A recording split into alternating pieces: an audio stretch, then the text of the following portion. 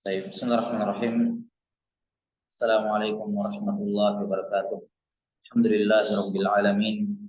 Wassalatu wassalamu ala asyrafil anbiya'i wal mursalin nabiyyina Muhammadin wa ala alihi wa sahbihi ajma'in. Asyhadu an la ilaha illallah wahdahu la syarikalah wa asyhadu anna Muhammadan abduhu wa rasuluh. Allahumma la sahla illa ma ja'altahu sahla wa anta taj'alul hazna sahlan idza syi'ta. Amma ba'd. Baik, kita lanjutkan penjelasan dari kitab Al-Aqidah Tahawiyah dari Imam Abu Ja'far Al-Tahawi rahimahullah yang wafat tahun 321 Hijriah. Qala rahimahullahu ta'ala khalaqal khalqa bi'ilmihi wa qaddara lahum aqdara wa daraba lahum ajala wa lam yakhfa alayhi syai'un qabla an yakhluqahu wa 'alima ma hum 'amiluna qabla an yakhluqahu wa amarahum bi ta'atihi wa nahahum an ma'siyatihi. Baik, ini sudah diterangkan sebelumnya terkait dengan maratibul qadar yang 4. Kemudian ada aqsam kitabatul qadar ya, jenis-jenis penulisan takdir, dan juga sudah disinggung terkait dengan iradah kauniyah wa syar'iyah. Nah, jadi sudah disebutkan sebelumnya dua perbedaan mendasar antara iradah kauniyah dengan iradah syar'iyah dari sisi muta'alliqnya dan dari sisi wuku atau tidaknya, yakni apakah itu waqi' jazman akan terjadi, pasti akan terjadi atau tidak. Baik. Karena itulah ketika sudah disebutkan masalah takdir bahwa semua orang itu seperti yang dikatakan oleh Nabi Shallallahu Alaihi Wasallam terkait dengan masalah takdir, ya. Kemudian para sahabat bertanya, ya Rasulullah, fali ayyil amal. Ya Rasulullah, kalau begitu apa manfaat amalan? Kata beliau, i'malu fakullun muyassarun lima khuliqalah. Beramal sajalah kalian karena setiap orang dimudahkan kepada takdirnya, dalam melaksanakan takdirnya. Baik. Kita sudah sebutkan bahwa iradah ada dua. Nah, ini yang menjadi mazhab ahli sunnah wal jamaah. Dan kita sudah sebutkan contohnya bahwa iradah kauniyah dan iradah syar'iyah dua-duanya terwujud pada muslim yang taat, pada muslim yang beribadah dan ibadahnya sudah terjadi pada ibadah yang atau ibadah dan kebaikan yang sudah terjadi. Ini berkumpul padanya iradah kauniyah wa syar'iyah. Adapun contoh yang iradah syar'iyah saja tapi tidak kauniyah adalah amal soleh yang belum terjadi atau yang tidak terjadi. Contoh iradah kauniyah tapi tidak syar'iyah, contohnya adalah maksiat yang terjadi, yang sudah terjadi. Dan contoh takdir atau hal yang tidak terkait dengan keduanya, tidak terkait dengan iradah kauniyah dan syar'iyah, adalah maksiat yang tidak terjadi atau yang belum terjadi. Baik, ini contohnya. Karena itulah Ahlus Sunnah mengatakan tidak ada iskal, tidak ada masalah ketika Allah Ta'ala menghendaki yang namanya keburukan, ya kan? Sebagaimana Allah Ta'ala menghendaki kebaikan, dia juga menghendaki keburukan. Tapi ketika Allah Ta'ala menghendaki kebaikan, itu dengan iradah syar'iyah. Dan ketika terjadi, berarti Allah juga inginkan secara masyiah. Karena iradah kauniyah muradif dengan masyiah. Itu yang menjadi bagian dari pembagian takdir atau maratib takdir. Ini iradah kauniyah. Namun ketika Allah Ta'ala menginginkan terjadinya suatu hal yang buruk, maka Allah Ta'ala menginginkannya dengan iradah kauniyah, bukan iradah syar'iyah. Yakni Allah menginginkan terjadinya yang buruk tersebut, tapi Allah Ta'ala tidak mencintainya. Karena yang muradif, yang sinonim dengan cinta Allah adalah iradah syar'iyah. Hanya perkara-perkara yang Allah inginkan secara syar'i, hanya itu yang bisa kita katakan Allah mencintainya.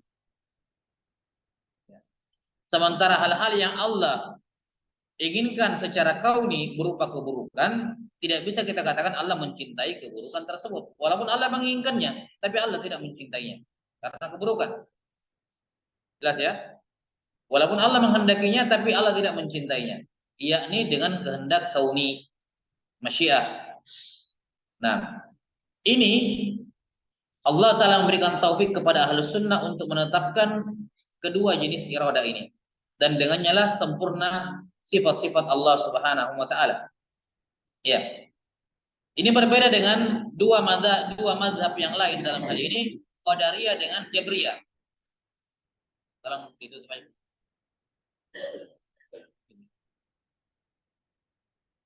Berbeda dengan Qadariyah dengan Jabriyah. Qadariyah mereka hanya menetapkan yang namanya iradah syariah, namun tidak menetapkan yang namanya iradah kauniyah. Ini orang-orang Qadariyah. Sementara orang-orang Al-Jabriyah, ya, ini hanya menetapkan Allah Ta'ala punya iradah kauniyah saja. Ya, jelas sampai sini? Menetapkan Allah Ta'ala hanya punya iradah kauniyah saja. Nah, tidak ada iradah syariah. Sebagaimana yang maklum ladaikum, Qadariyah itu yang dimaksud dengan Qadariyah di sini yang kita bahas tentu saja adalah Qadariyah al-judud. Ya. Karena kan pembahasannya di masalah masyiah. Kalau Qadariyah bulat ya tentu saja dari awal sudah keluar karena dia mengingkari empat-empatnya, ya. Atau mengingkari dua tabaqat yang pertama yang melazimkan juga yang ketiga dan keempat. Baik.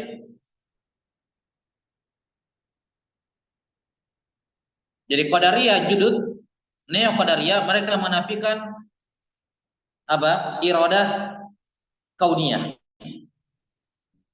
Yang ada menurut mereka hanya iradah syariah. Sementara Jabriyah mengatakan yang ada hanyalah iradah kauniyah, tidak ada iradah syariah. Jadi keinginan Allah cuma satu. Jelas ya?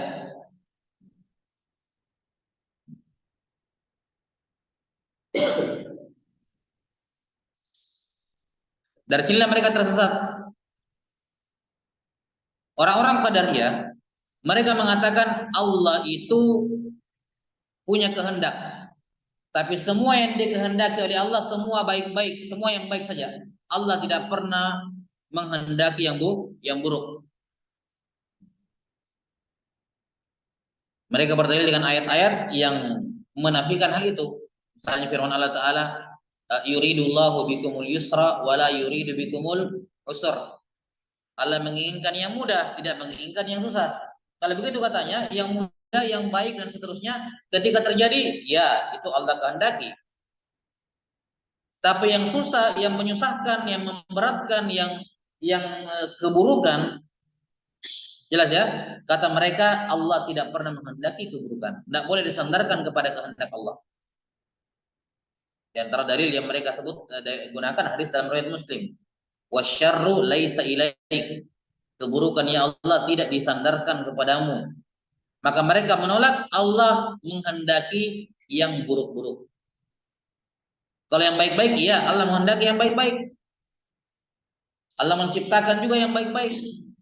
Tapi menghendaki tidak. Menciptakan menghendaki yang buruk enggak. Menciptakan yang buruk-buruk tidak. Karena itulah kata mereka, Abu Bakar beriman, imannya Abu Bakar itu Allah kehendaki. Karena itu baik. Allah menciptakan Abu Bakar, imannya Abu Bakar radhiyallahu anhu. Tapi kafirnya Abu Lahab itu Allah tidak kehendaki. Bagaimana bisa Allah menghendaki orang kafir? Sementara Allah mengutus Nabi. Berarti kan Allah maunya mereka beriman. Tapi ketika diutus Nabi dan Rasul, menunjukkan bahwa Allah ingin mereka beriman. Ketika mereka kafir, itu berarti bukan kehendak Allah. Masa Allah Ta'ala menghendaki kekafiran? Dan kalau itu bukan kehendak Allah, Allah tidak menciptakannya. Ya kan? Allah tidak menciptakannya.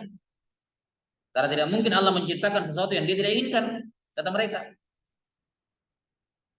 Jadi ketika mengingkari masyiah, baik, mengingkari juga apa? Al-khalq, penciptaan. Paham ya? Ini di satu sisi.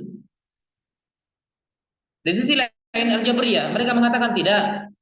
Semua yang terjadi, baik maupun buruk, semua maunya Allah. Semua kehendaknya Allah. Dan itu berarti Allah mencintainya. Berarti Allah mencintainya.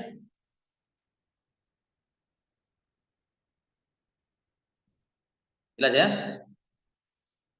Jadi Abu Bakar radhiyallahu an beriman memang karena Allah kehendaki. Kenapa Allah kehendaki Abu Bakar beriman? Karena Allah suka, Allah cinta Abu Bakar beriman. Fir'aun kafir.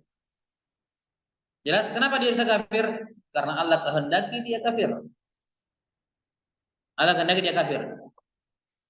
Dan itu menunjukkan Allah setuju, Allah cintai, Allah suka Fir'aun kafir.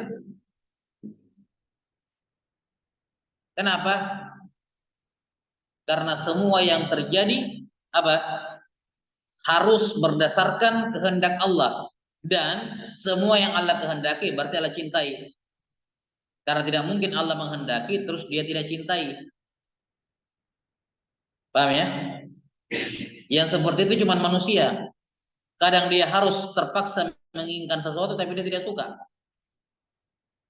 Kalau Allah enggak, semua yang dia inginkan berarti Allah cintai. Karena itulah mereka memaklumi ataupun membolehkan ya, atau memaklumi dia mengatakan bahwa semua maksiat terjadi, ya terjadi memang begitu karena seperti ucapannya orang musyrikin. Kalau Qadariyah musyrikah, Jabriyah tadi. Lau syaa rabbuna ma asyrakna wala abauna min syai'. Kalau Allah mau kami tidak akan berbuat syirik. Kalau Allah tidak suka yang namanya syirik, kami tidak mungkin berbuat syirik. Ketika kesyirikan kami sudah terjadi, itu berarti Allah kehendaki, berarti Allah suka. Makanya ditakdirkan. Jelas ya? Nah, ini orang-orang Jabriyah. Terlalu berlebihan dalam menetapkan takdir, sementara Qadariyah terlalu berlebihan dalam menafikan perbuatan hamba. Baik? Jadi ini dua sisi ini. Karena kan di sini ada dua, perbuatan hamba, perbuatan Allah. Qadariyah terlalu menetapkan perbuatan hamba, mengurangi bagian Allah padanya. Tidak menghilangkan juga karena mereka masih menetapkan pada yang baik-baik. Cuman mengurangi. Sementara pada Jabriyah mereka berlebihan dalam menetapkan takdir dan menghilangkan peran hamba. Jadi menurut mereka kondisi manusia itu kayak orang yang diikat tangan dan kakinya, kemudian dilempar ke dalam air, kemudian dikatakan awas jangan basah. Terpaksa digerakkan. Tidak punya opsi manusia itu, tidak punya kebebasan memilih.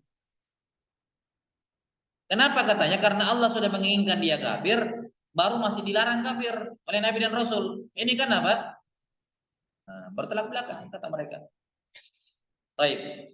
Nah, untuk itulah penulis rahimahullah menyebutkan di sini. Setelah menyebutkan takdir, ilmu Allah bahwa Allah tahu hasil akhir semuanya, kata beliau, walaupun Allah tahu hasil akhirnya, dia tetap menyuruh mereka wa amarahum bil taatihi wa nahahum an ma'siyatihi. Walaupun dia tahu ini yang disuruh taat tidak akan taat dan ini yang dilarang maksiat akan bermaksiat. Walaupun Allah tahu tapi tetap Allah perintahkan. Kenapa? Karena takdir itu terkait dengan iradah kauniyah, sementara perintah dan larangan terkait dengan iradah syariah. Jadi Allah menetapkan Abu Lahab ataupun Firaun kafir karena Allah mau secara kauni. Tapi secara syar'i Allah tidak mau mereka kafir, maka diutuslah para nabi dan rasul, disuruh mereka, dilarang mereka dan seterusnya. Baik, dan tidak dilakukan kedua mazhab yang ada, dua-duanya mazhab yang batil.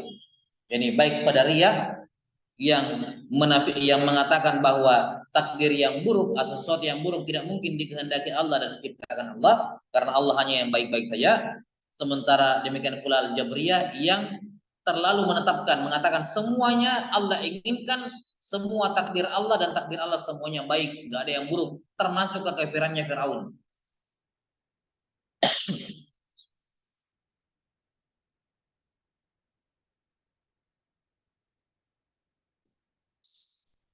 Sudah ya?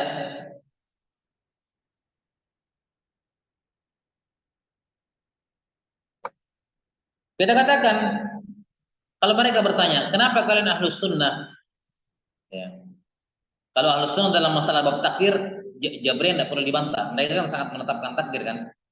Tidak perlu dibantah Jabriyah dalam masalah Allah menakdirkan. Mereka kan cocoknya ke sana, ekstrim di situ. Ya, kita misalnya Mu'tazilah bertanya dulu dari satu sisi. Mengapa kalian menetapkan yang buruk-buruk itu juga kehendak Allah? Ya kan? Mengapa? Kalian ahli sunnah menjadikan yang buruk-buruk juga Allah inginkan. Allah kehendaki dan Allah apa? Ciptakan. Kita katakan, para ulama ahli sunnah mengatakan, kalau misalnya Allah tidak kehendaki, terus siapa yang menghendaki? Kenapa bisa itu terjadi? Baik, baik, oke lah kata ahli sunnah, oke lah. Kalau memang bukan Allah, siapa? Kalau bukan Allah yang ciptakan, siapa? Jawaban mereka, ya si hamba sendirilah. Dia sendiri yang menginginkan apa? Maksiatnya, dia sendiri yang mengadakan maksiatnya. Bukan Allah. Allah harus disucikan dari hal yang itu. Kita katakan jawaban kalian konsekuensinya Allah itu lemah. Kenapa? Allah tidak mampu mengatur makhluk ciptaannya. Terbukti ada sesuatu yang terjadi di bawah kekuasaannya yang dia tidak inginkan. Dia tidak mau Firaun kafir, tapi Firaun tetap kafir. Berarti apa? Keinginan Allah tidak terwujud, berarti lemah gitu. Berarti apa? Kemauannya Firaun lebih kuat, masyianya dia lebih kuat. Makanya nanti dibantah dengan kalimat setelahnya, nanti disebutkan apa? Wala ghaliba li amrih. Tidak ada seorang pun yang bisa mengalahkan perintahnya Allah. Allah mau Firaun kafir, ya dia kafir karena Allah mau. Bukan Allah mau Firaun beriman, terus si Firaun mau kafir, terus kafir berarti maunya dia yang jadi, maunya dia mengalahkan maunya Allah. Allah enggak. Kita katakan ucapan kalian yang mengatakan bahwa si hamba sendiri yang menginginkan maksiat, itu berarti Allah lemah. Kalian menisbatkan kelemahan kepada Allah, tidak mampu mengatur makhluknya. Allah maunya begini, orangnya bertindak begitu. Dan sampai sini, itu konsekuensi kalam kalian. Kalau kalian mengatakan si hamba sendiri yang menciptakan perbuatannya, konsekuensinya pencipta ada banyak. Itu mazhab lebih kufur dibandingkan mazhabnya Nasrani yang hanya mengatakan hanya ada tiga apa? Tiga Tuhan. Ini berarti penciptanya ada banyak karena setiap orang pencipta terhadap perbuatan buruknya masing-masing. Itu lazim mazhab. Dan itu syirik dalam rububiyah. Walaupun demikian, Mu'tazilah tidak menyatakan itu bahwa banyak pencipta, enggak. Itu hanya kelaziman mazhab. Walazimul mazhab laisa bimazhab. Lazimul qaul laisa biqaul. Karena itulah tidak ada ulama yang mengkafirkan Mu'tazilah walaupun konsekuensi mazhabnya kesyirikan dan kekafiran. Tapi tidak boleh menghukumi orang berdasarkan konsekuensi ucapannya. Ucapannya itu yang dihukumi. Apa konsekuensi apa maunya ucapan kamu kita kasih. Karena apa? Kenapa para ahlu sunnah tidak menjatuhkan hukum pada lazimul qaul, konsekuensi ucapan sebagai bentuk keadilan? Kenapa keadilan? Karena terkadang seorang mengucapkan suatu ucapan, meyakini suatu keyakinan tanpa berpikir panjang, tanpa mengetahui apa dampaknya dan kemana arahnya ini melebar kemana-mana konsekuensinya. Dia tidak kepikiran semua, paham ya? Maka diberikan uzur, nggak dikafirkan. Walaupun konsekuensinya kesyirikan itu, karena banyak pencipta berarti. Baik, ini jawaban untuk Mu'tazilah. Jadi ketika Mu'tazilah mengatakan kenapa kalian ahlu sunnah mengatakan bahwa Allah menginginkan Firaun kafir, Allah menginginkan si fulan tidak sholat, Allah menginginkan si fulan tidak beragama Islam. Apa kamu menyandarkan keburukan kepada Allah? Kita katakan kami tidak menyandarkan keburukan kepada Allah. Cuman kita balik tanya, kalau bukan Allah siapa? Ya, kalau bukan Allah siapa? Oh dia sendiri. Kita bilang kalau begitu itu mazhab konsekuensi ucapan kalian menisbatkan sifat al-ajiz. Allah tidak mampu mengurus makhluknya. Yang kedua konsekuensinya ada banyak pencipta. Itu kesyirikan. Maka seharusnya kalian wahai Mu'tazilah menetapkan bahwa yang buruk pun Allah kehendaki, Allah cintai. Kehendaki Allah ciptakan. Tapi gimana caranya? Allah kan hanya menghendaki yang baik. Kata Ahlus Sunnah, enggak. Irada Allah bukan cuma irada syariah. Ada juga namanya irada kauniyah. Oke, kata Mu'tazilah. Tapi masa Allah menghendaki yang buruk-buruk? Kata Ahlus Sunnah, itu buruk tampilan luarnya. Allah sebenarnya tidak menghendaki yang buruk. Allah menghendaki kebaikan yang ada di belakangnya. Cuman untuk mendapatkan, mewujudkan kebaikan di belakangnya, harus lewat sini. Tidak ada jalan lain. Harus lewat yang buruk ini. Maka Allah menetapkan, menciptakan yang buruk, laisa li dzatihi, lakin li ghairihi. Dia hanya sarana, wasilah. Kata Mu'tazilah, kok bisa seperti itu? Kita katakan sama kayak kamu. Seandainya ada penyakit, kamu kena penyakit dan obatnya satu-satunya adalah obat yang sangat pahit. Nggak ada obat lain kecuali itu. Kamu minum atau tidak? Kamu tidak suka, oh, ini obat sangat pahit, tidak suka saya. Atau salah satunya cara untuk menyelamatkan nyawamu, tanganmu diamputasi. Kalau tidak kankernya kemana-mana. Kamu pilih mana, mati atau dipotong tangannya, amputasi? Kan amputasi. Kamu suka ketika tanganmu diamputasi, kamu izinkan tanganmu diamputasi. Kamu bayar dokter yang potong tanganmu. Apa kamu menunjukkan kamu suka tanganmu dipotong? Laisa lidatihi, kan kamu potong tangannya, amputasinya tidak kamu inginkan lidatihi. Tapi kenapa kamu izinkan, kamu suka? Karena kamu targetkan kesehatan yang ada di balik. Tidak bisa kalau nggak diamputasi. Itu pada manusia bisa makul, hal yang bisa dipahami. Kenapa hal tersebut susah dipahami pada Allah Ta'ala? Apalagi Allah Ta'ala ahkamul hakimin. Itu tindakan orang kayak gitu tadi, tidak apa-apa saya tangan saya dipotong, yang biarkan saya mati, yang penting saya tidak dipotong. Ini tidak bijaksana. Ya kan? Orang yang membiarkan tangannya dipotong, senang hati tangannya dipotong, karena dia menargetkan kebaikan di belakangnya, itu orang bijaksana. Dia punya hikmah. Maka apatah lagi dengan Allah Ta'ala, ahkamul hakimin. Maka sangat masuk akal ketika Allah Ta'ala menakdirkan yang buruk, menghendaki yang buruk dengan irada kauniyah, menciptakan yang buruk. Dikarenakan itu satu-satunya jalan untuk mewujudkan kebaikan yang ada di baliknya. Jadi istilahnya kita katakan dia yang buruk itu Allah mencintainya li ghairihi la li zatihi. Gitu ya. Allah cintai karena faktor eksternal, bukan karena dianya Allah cintai. Maka Firaun kafir, Allah tetapkan, Allah kehendaki, Allah ciptakan. Kenapa? Ada kebaikan-kebaikan yang tidak bisa lahir kalau Firaun tidak kafir. Ada. Akan, dan yang satu hal yang jelas, banyak mafsad, banyak masoleh yang akan hilang. Ya. Gara-gara apa? Firaun tidak kafir. Dan kalau Firaun kafir, memang buruk, izatihi buruk. Tapi kafirnya Firaun akan melahirkan masalah yang jauh lebih besar dibandingkan kafirnya dia. Ya, dan kaidahnya apa? Jalbil masalih, ya. Ketika maslahatnya lebih besar dibandingkan mudaratnya, maka enggak ada masalah. Seorang mengambil mudarat untuk mewujudkan maslahat yang lebih besar dibandingkan apa? Mudarat tersebut. Itu dijadikan kaidah dalam agama kita. Ketika akhafid darrain, ya. Jelas sampai sini? Atau apa namanya? Ketika ta'arada al-maslah wal mafsadah wal maslaha a'zam, maka diambil apa? Ya, dilakukannya mudarat. Apa diambil yang maslahat yang besar walaupun konsekuensinya apa? Dia harus melakukan yang mudarat. Kan begitu.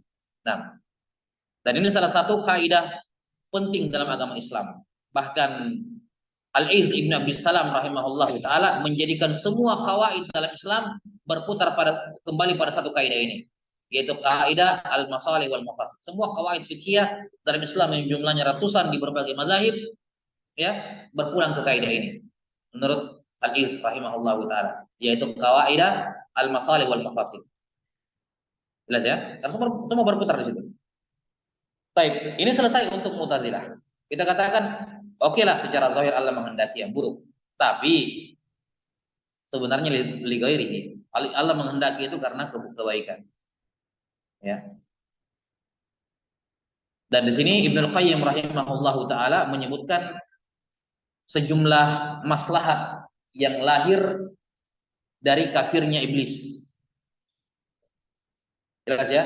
Yang mana maslahat yang lahir gara-gara iblis kafir itu jauh lebih banyak dibandingkan buruknya kekafiran iblis. Iblis banyak makan korban. Ya kan? Iblis banyak makan korban mengajak orang masuk neraka. Itu mudarat. Tapi mudarat dia ini, pengaruhnya iblis, apa yang dilakukan? Kalau mau dibandingkan dengan rentetan masalah yang muncul gara-gara dia kafir, ini masih lebih besar. Allah inginkan semuanya. Yang mana kalau iblis tidak kafir, ya banyak orang-orang yang tidak akan apa? Banyak orang-orang yang tidak akan terjerumus. Tapi kalau dia tidak kafir, ini kebaikan yang banyak akan hilang semua, tidak bisa terjadi. Dan itu lebih besar.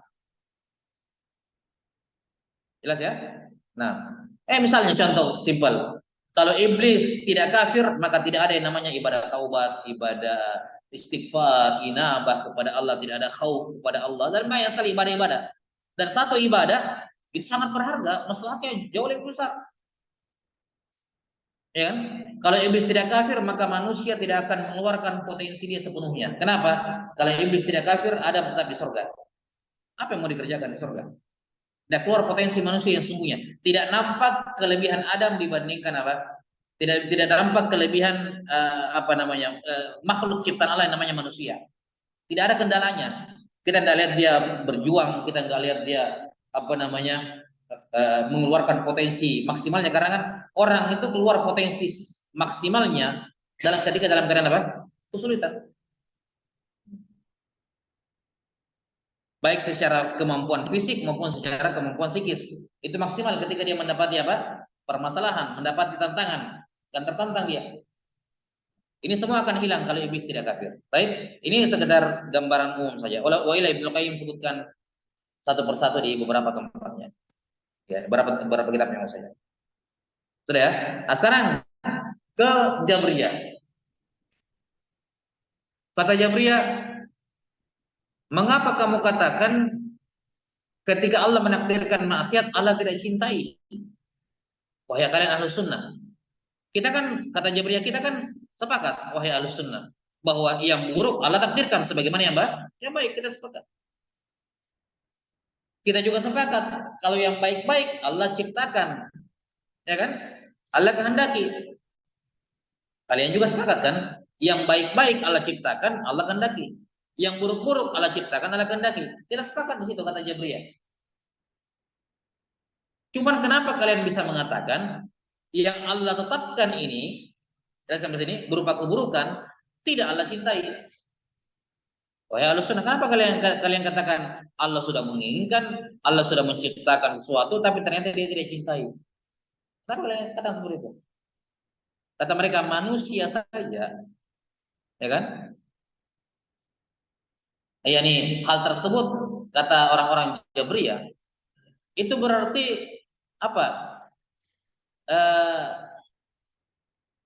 Ketika Allah Ta'ala menghendaki dan menciptakan sesuatu, tapi ternyata dia tidak inginkan, itu kan berarti ada iskal. Kok bisa Allah Ta'ala menciptakan sesuatu dan mengadakan sesuatu, menghendaki sesuatu, kemudian dia tidak cintai? Kata kami, kata Jabriyah, Allah cintai dong seharusnya. Jelas ya? Allah cintai. Karena ini sudah terjadi. Dan semua yang terjadi Allah cintai. Kenapa? Karena menurut mereka iradah hanya iradah kauniyah. Mereka tidak kenal namanya syariah. Sesuatu yang baik tapi tidak terjadi, mereka tidak kenal. Pokoknya kalau semua yang terjadi pasti baik. Karena menurut mereka iradah cuma satu. Paham ya? Di situ masalahnya. Maka Ahlussunnah mengatakan, enggak, tidak semua yang terjadi itu berarti baik. Tidak semua yang Allah kehendaki terjadi itu Allah maui, Allah kehendaki. Kenapa? Karena iradah Allah bukan cuma kauniyah, ada iradah syariah, yaitu sesuatu yang baik tapi tidak terjadi karena Allah tidak kehendaki dengan syar'i. Ada yang namanya mahabbah. Jelas ya? Konsekuensinya mazhab kalian berarti Allah mencintai yang buruk-buruk. Masa iya Allah mencintai buruk? Jadi lidzati ya. Allah mencintai Firaun kafir, Allah mencintai ini Abu Jahal kafir dan seterusnya. Makanya ditakdirkan. Itu konsekuensi mazhabnya jelas. Jadi dari sisi apa istilahnya? Konsekuensi mazhab Jabriyah lebih kelihatan bobroknya. Kenapa? Karena lebih gampang dilihat keburukan mazhabnya karena berarti Allah Ta'ala mencintai kekafiran, berarti Abu Jahal tidak kafir gitu ya. Firaun berarti tidak kafir. Beriman semua mereka, tunduk kepada kehendak Allah. Ya, makanya mereka mengatakan ya, ma'ruf ucapan Jaham bin Safwan karena Jahmiyah itu dalam bab takdir Jabriyah ekstrim. Jahmiyah dalam bab takdir Jabriyah, tapi gulat Jabriyah. Sampai mereka mengatakan Abu Lahab Abu Jahal ya Firaun mukmin semua. Kenapa? Karena tunduk pada kehendak Allah. Allah mau dia kafir, dia kafir. Mereka terang-terangan menyatakan itu. Makanya Jabriyah yang ekstrim itu dikafirkan juga oleh para ulama. Kafirkan yaitu Jahmiyah. Jahmiyah dalam bab qadar mereka Jabriyah, tapi bukan Jabriyah mutawassit. Jabriyahnya ekstrim. Yang mereka mengatakan bahwa manusia itu bagaikan bulu yang diterbangkan angin, dan punya kemampuan untuk menghindar, ditiup ke sana, tiup ke sini, ngikut saja. Maka mereka semua dianggap tunduk kepada Allah. Baik. Ya, yang kayak ginilah mazhab-mazhab yang mengatakan, oh saya cuma duduk-duduk tapi sudah sholat. Ya? Sudah sholat belum? Sudah tadi. Mana saya lihat bergerak? Saya dengan hati bukan. Tuh ini. Ini Jabriyah semua. Karena apa? Karena apapun yang saya lakukan Allah maui, Allah cintai. Ketika terjadi apa yang terjadi, berarti Allah cintai itu. Baik. Ini juga paham dari orang-orang, sebagian orang-orang apa? Orang-orang hululiyah. Ketika ditanya misalnya, terus kenapa Fir'aun masuk neraka? Kalau memang kalian Jabriyah mengatakan Fir'aun mukmin, mereka bikin karya tulis masalah ini, menetapkan imannya Fir'aun. Kenapa kalau begitu dia dimasukkan di neraka oleh Allah, Fir'aun? Kalau menurut kamu Fir'aun mukmin karena mengikuti irada Allah, ya, kenapa dia masuk neraka?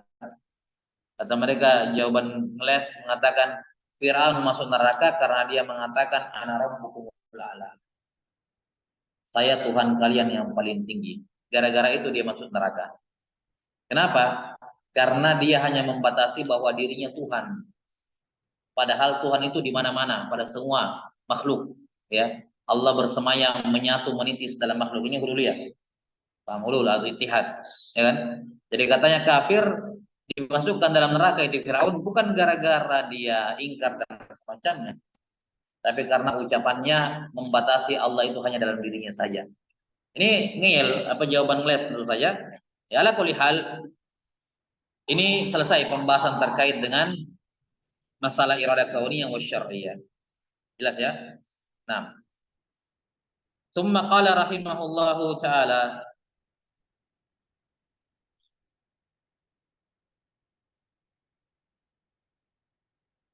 wa kullu syai'in yajri bi taqdirihi wa masyiatihi wa masyiatuhu tanfudhu la masyiata lil ibadi illa ma syaa lahum fama syaa lahum kana wa ma lam yasha lam yakun. Ini pembahasan lebih jauh terkait dengan masyiah atau iradah kauniyah.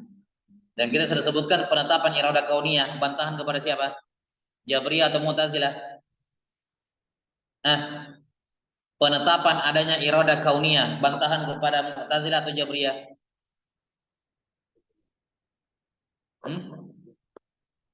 Jabriyah. Mata Mu'tazilah, karena Mu'tazilah yang mengingkari iradah kauniyah.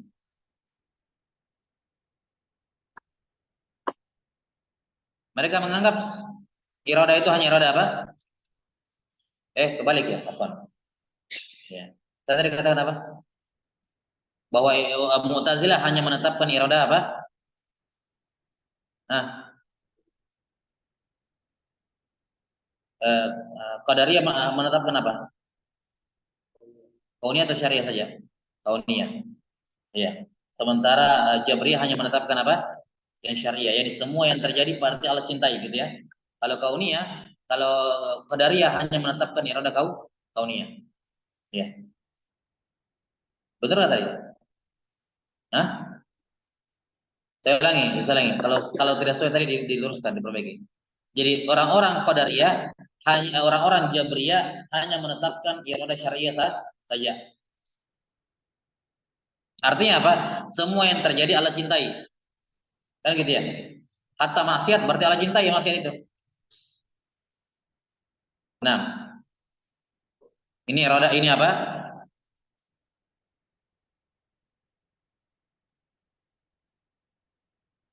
Sudah benar apa? Mu'tazilah hanya menetapkan iradah syariah saja. Jadi kalau tidak dicintai oleh Allah berarti Allah tidak kehendaki. Sudah benar. Tadi apa? Sudah benar ya? Saya. Sudah benar berarti yang tadi.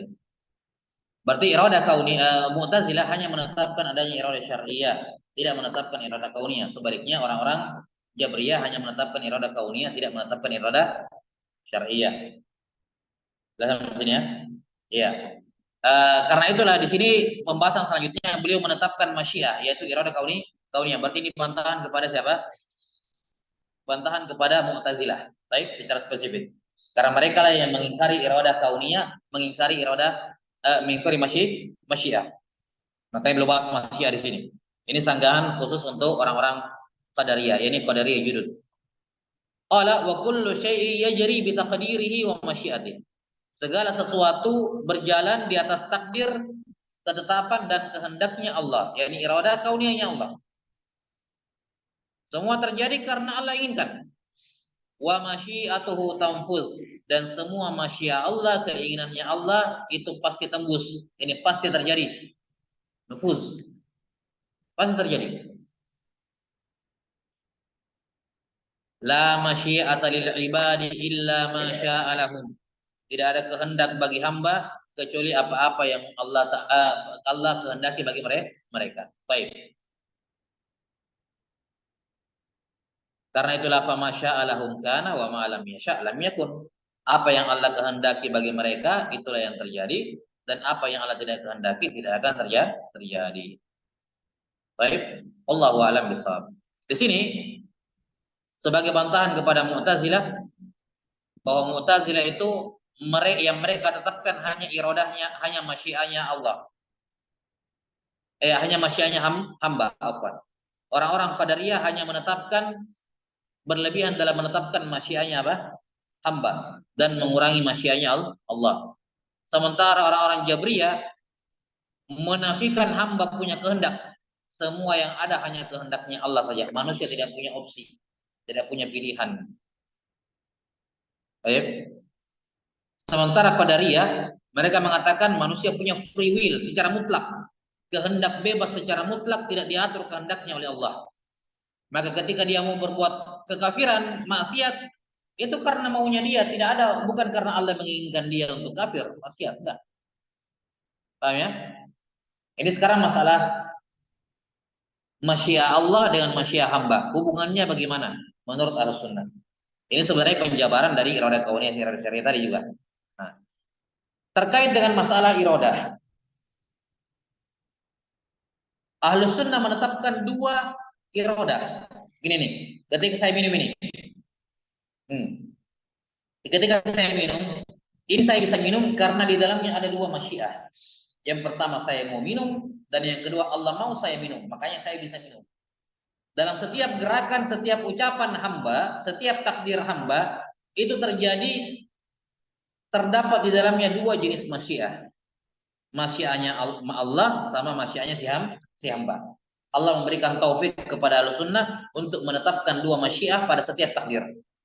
Masyiahnya hamba sama masyiahnya Allah.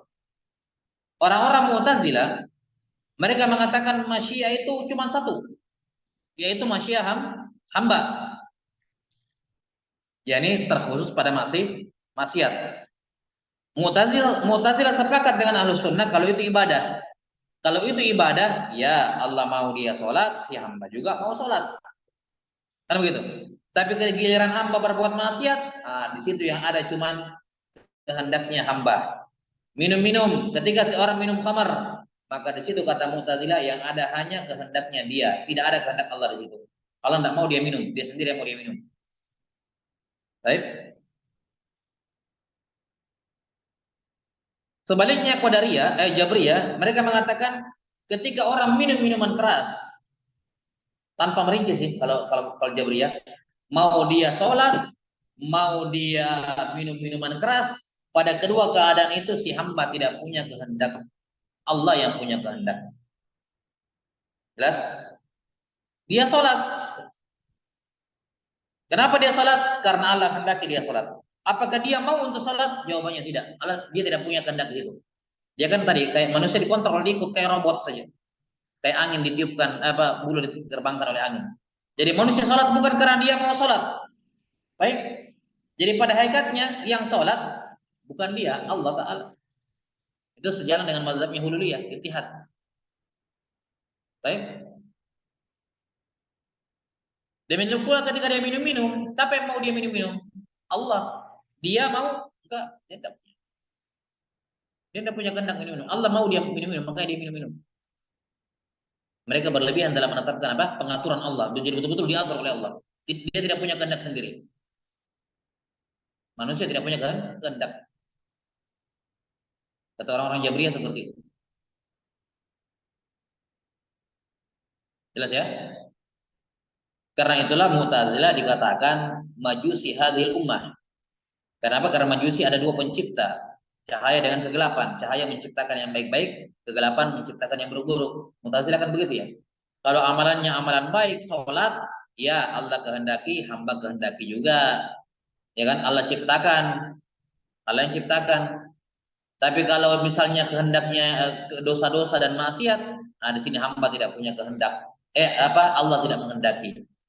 Allah tidak menciptakan. Itu murni kehendak dan ciptaan si hamba sendiri terhadap perbuatan buruknya. Karena gitu ya. Yang dikatakan Jabriyah majusu hadil ummah, kata Nabi sallallahu alaihi wasallam. Qadariyah, apa? Qadariyah majusu hadil ummah. Nah, Ahlussunnah mengatakan enggak. Setiap takdir yang terjadi terwujud di alam nyata itu terdiri dari dua unsur. Yang pertama karena Allah kehendaki, yang kedua karena manusia menghendaki, yang kedua karena Allah menghendaki sebelumnya. Allah Ta'ala berfirman, "Wa ma tasyauna illa an yasha Allah."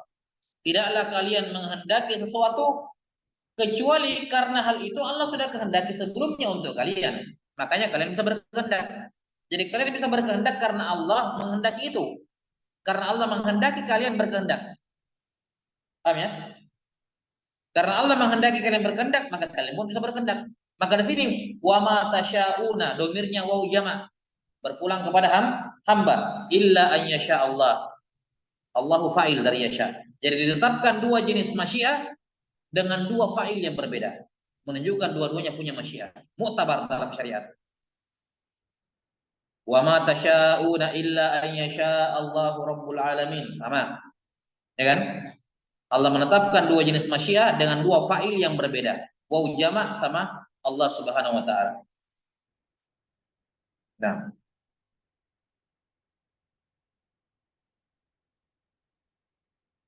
maka orang-orang Jabriyah yang mengatakan manusia tidak punya pilihan lain, paham ya? Tidak punya pilihan lain, ini terbantahkan bukan hanya dengan dalil Quran, Sunnah dan Ijma', tapi dengan his, waqi. Ya. Kalau kamu disuruh pilih minum khamar dengan susu di depanmu diletakkan, kamu kira-kira ada dorongan keterpaksaan untuk memilih salah satunya enggak? Sehingga kamu tidak punya pilihan. Ini kan kenyataan buktinya. Oh, saya pilih susu. Ketika dia mau minum baru dia mau teguk, saya rubah, saya mau khamar. Mau diteguk lagi khamar, saya ambil susu saja. Ini menunjukkan apa? Dia punya pilihan, dia punya kehendak. Faman syaa'a falyu'min wa man syaa'a falyakfur. Siapa yang mau silakan beriman, siapa yang mau silakan dia kafir. Ini penetapan hamba punya masyiah. Ya. Huwallazi khalaqakum faminkum kafirun wa minkum mu'min. Allah menciptakan kalian terus sebagian di antara kalian yang mau mukmin, kafir sebagian mukmin. Ini bantahan kepada siapa? Jabriyah yang mengatakan hamba tidak punya pilihan. Sementara Mu'tazilah mengatakan dalam perkara maksiat hamba sendiri yang menghendaki, Allah tidak menghendaki di situ. Kembali argumen yang sama. Kalau begitu terjadi sesuatu di bawah kekuasaan Allah yang Allah tidak kehendaki. Berarti Allah tidak punya campur tangan di situ. Kok bisa ada makhluk terjadi tanpa campur tangan Allah? Allah tidak punya kehendak di situ. Allah tidak menciptakan ini.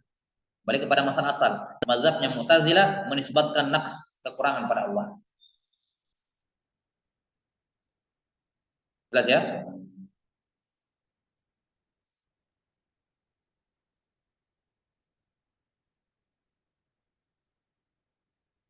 Kata Jabriyah, bagaimana dengan ayat Al-Quran? Wa ma ramaita idh ramaita walakinallaha rama. Kamu wahai Muhammad tidaklah melempar ketika melempar, tapi sebenarnya Allah lah yang melempar. Berarti kamu tidak punya kehendak di situ. Ketika kamu melempar, Allah yang melempar. Mereka terapkan kepada semuanya. Wa ma shallaita idh shallaita walakinallaha shalla. Tidaklah kamu sholat ketika kamu sholat, tapi Allah lah yang sholat. Ini mazhab hulul wal ittihad. Allah menitis dalam makhluknya. Paham ya? Itu masuknya dari situ juga. Apalagi wa ma syaribtal khamra, ya, id syaribta il lakinnallaha syarib, misalnya. Kamu ketika minum khamar bukan kamu yang minum tapi Allah. Bagaimana dengan ayat ini? Ini kan menunjukkan bahwa hamba tidak punya kehendak, Allah sebenarnya yang melakukannya. Maka diterangkan oleh para ulama bahwa di situ memang ada dua kata roma, wa ma romaita id romaita walakinnallaha roma. Ada tiga roma di sini. Jelas ya? Roma yang pertama dengan Roma yang kedua beda maknanya. Ya sampai sini? Ya. Roma yang pertama dengan Roma yang ketiga maknanya sama. Roma yang kedua beda maknanya. Roma kata pertama sama kata ketiga itu bermakna asobah, kenai sasaran. Mengenai sasaran. Sehingga makna ayatnya kata para ulama, wa ma asabta izra wa ma asabta izramaita walakinallaha asaba. Walakinallaha asaba. Tidaklah lemparan kamu mengenai sasaran ketika kamu melempar, kecuali karena Allah yang membuatnya tepat sasaran. Ini kan di perang apa? Perang Uhud atau Badar, lupa. Perang Uhud kalau nggak salah. Yang beliau lemparkan batu banyak itu, kerikil-kerikil kecil, dan kena kepada mereka semua. Padahal Nabi lempar tanpa, maksudnya bukan memfokus kepada mereka, tapi kena semua mereka. Ya, itu yang dimaksud ayat ini. Jadi makna wama asabta id wama ramaita id ramaita walakinallaha rama bukan berarti ketika kamu melempar Allah yang melempar, bukan. Kamu yang melempar, cuman yang mengenai lemparan ke sasaran Allah. Jadi makna roma di situ bermakna isabah. Wama asabta id ramaita walakinallaha asab. Itu maknanya. Tidak ada lemparan kamu mengenai sasaran ketika kamu melempar, kecuali karena Allah, melainkan Allah yang membuat lemparanmu kena sasaran, ya kan? Sama kalau kita nembak, kita siapa yang nembak kita, tapi yang mengenakan peluru ke sasaran Allah Taala, bukan kita. Yang membiarkan peluru keluar, ya, yang dengan bantu angin dan seterusnya perhitungan kecepatan angin sampai tempat sasaran semuanya Allah Taala yang mengatur. Tugas kita cuma menarik pelatuk. Kita yang nembak. Itu pun kita bisa narik pelatuk karena Allah kan lagi, kan begitu. Ada Mu'tazilah jelas menisbatkan kekurangan bagi Allah Subhanahu wa taala. Baik, wallahu alam bisawab. Ini ketika mereka mengatakan Allah tidak punya campur tangan kehendak di perbuatan buruk, itu sudah selesai sanggahannya kemarin sebelumnya, ya kan? Sanggahannya sama ketika mereka menolak iradah apa? Iradah kauniyah. Ya, ketika mereka menolak iradah al-kauniyah. Wallahu taala alam bisawab. Ya, segera cukup. Naktafi hadzal qadar. Sallallahu ala nabiyyina Muhammadin wa ala alihi wasallam. Alhamdulillah rabbil alamin. Assalamualaikum warahmatullahi wabarakatuh.